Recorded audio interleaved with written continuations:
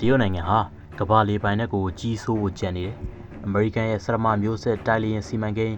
NGAD project ထုတ် F-47 နဲ့အပြိုင် J-37 လို့ယာယီအမည်ရှိတယ်။ဆရမမျိုးဆက်တရုတ်တိုက်လေယာဉ်အကြောင်းကိုတရုတ်အစိုးရသို့မဟုတ် PLAAF အနေနဲ့တရားဝင်ထုတ်ပြန်ထားခြင်းတော့မရှိသေးပါဘူး။ J-37 လို့ယာယီအမည်ရှိတဲ့တရုတ်နိုင်ငံရဲ့နည်းပညာအမြင့်ဆုံးအဆိုပါတိုက်လေယာဉ်အတွက်တရားဝင်အသိအမှတ်ပြုခြင်းမရှိသေးပေမဲ့လည်းအင်တာနက်ပေါ်နဲ့တရုတ်နိုင်ငံရဲ့မြို့ကြီးအချို့မှာဖြတ်တန်းမောင်းနှင်စမ်းသပ်နေတဲ့ဗီဒီယိုတွေကြောင့်အနာဂတ်လေယာဉ်တစ်စင်းအဖြစ်ယူဆကြကခေါ်လာဟာလာများနဲ့ခံမှန်းချက်များကပြန့်နှံ့လို့နေပါတယ်။ဒီနေ့မှာတော့တရုတ်နိုင်ငံရဲ့နည်းပညာမြင့်ဆရမမျိုးဆက်ကိုပြောက်တိုက်လေယာဉ် J-37 မှာဘလို့နည်းပညာဘလို့ခက်မီဆက်လက်နဲ့ခက်မီနီးစနစ်တွေပါလာနိုင်မလဲဆိုတော့ကိုတင်ဆက်ပေးသွားမှာပဲဖြစ်ပါတယ်။နံပါတ်1 Strat Technology အစိမ့်မြင့်ကိုပြောင်းနည်းပညာ J-37 ဟာ Very Low Observable VN လို့ဒီဇိုင်းဖြင့်တည်ဆောက်ထားပြီး Radar ထောက်လှမ်းမှုကိုအနည်းဆုံးဖြစ်အောင်ပြုလုပ်ထားပါတယ်။ Radar Absorbent Material IAM များနဲ့တောင်ကျိုးဒီဇိုင်း Angle Survey တို့ကိုအသုံးပြုကာ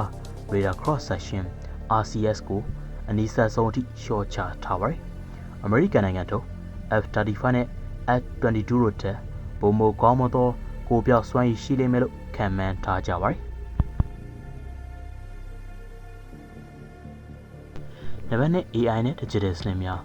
ဉာဏ်ရည်တု AI နည်းပညာကိုအသုံးပြုထားနိုင်ပြီးတော့မောင်းသူမဲ့နဲ့မောင်းသူပိုင်းတော့နှစ်မျိုးလုံးအသုံးပြုနိုင်မှာဖြစ်ပြီးတော့စည်ရေးဆိုင်ရာဆုံးဖြတ်ခြင်းများ Combat Decision Making ကို AI ဖြင့်အလိုလျောက်လှုပ်ဆောင်နိုင်မှာပဲဖြစ်ပါတယ်။ Digital စနစ်များဖြစ်တဲ့ Digital Fly by Wire ဖြင့်ပုံမတိကျသောထိန်းချုပ်မှုများကိုလှုပ်ဆောင်နိုင်မှာပဲဖြစ်ပါတယ်။နံပါတ်3 Engine နဲ့အမြန်နှုန်း WS-15 သို့မဟုတ်နောက်ဆုံးမျိုးစစ် Engine မျိုးမျိုးတက်ဆင်ထားနိုင်ပြီးတော့ Mach 2.5 အထိအမြန်နှုန်းဖြင့်ပြန်တန်းနေနိုင်မယ်လို့ခန့်မှန်းရပါတယ်။ Super Cruise Afterburner မလိုပဲ Mach 1.8 အထိအမြဲတမ်းပြန်တန်းနိုင်ခြင်းစွမ်းရည်ပါဝင်လိမ့်မယ်လို့ခန့်မှန်းထားကြပါတယ်။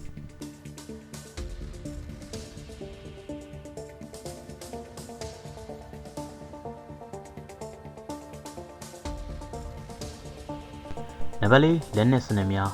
PLHH ကဲ့သို့သောအစင်မြင့်လေကြောင်းပြဒုံးကြီးများ Beyond Virtual Range လို့ခေါ်တဲ့နောက်ဆုံးပေါ်နည်းပညာမြင့် VVR မစ်ဇိုင်းများတပ်ဆင်ထားနိုင်မယ်လို့ခန့်မှန်းရပါတယ်။ပြီးတော့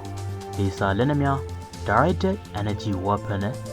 Electronic စစ်စင်ရေးများအတွက် Electronic Warfare System များကိုပေါင်းစပ်အသုံးပြုလာလိမ့်မယ်လို့ခန့်မှန်းထားကြပါတယ်။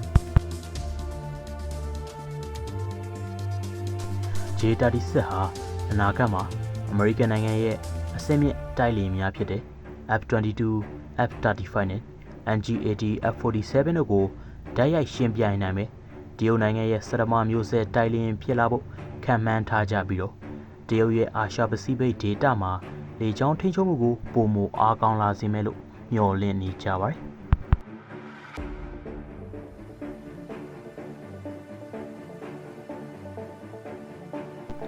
လေယာဉ်မောင်းသူမဲ့စနစ်ကြောင့်စစ်စင်ရွေးတွေမှာလူအသက်အန္တရာယ်ကိုလျှော့ချနိုင်မှာဖြစ်ပြီးတော့ AI နဲ့ချိတ်ဆက်ထားတဲ့ drone စနစ်များနဲ့ပူးပေါင်းဆောင်ရွက်နိုင်လိမ့်မယ်လို့ခန့်မှန်းထားကြပါတယ်။တရုတ်နိုင်ငံရဲ့ဘိုင်ဒူဂျိုဒူစနစ်နဲ့ချိတ်ဆက်ထားနိုင်ပြီးတိကျသောပြမှန်များကိုထိမှန်နိုင်စွမ်းရရှိစေမှလည်းပဲဖြစ်ပါတယ်။နောက်ပြီးတော့အခြားသောလေယာဉ်များ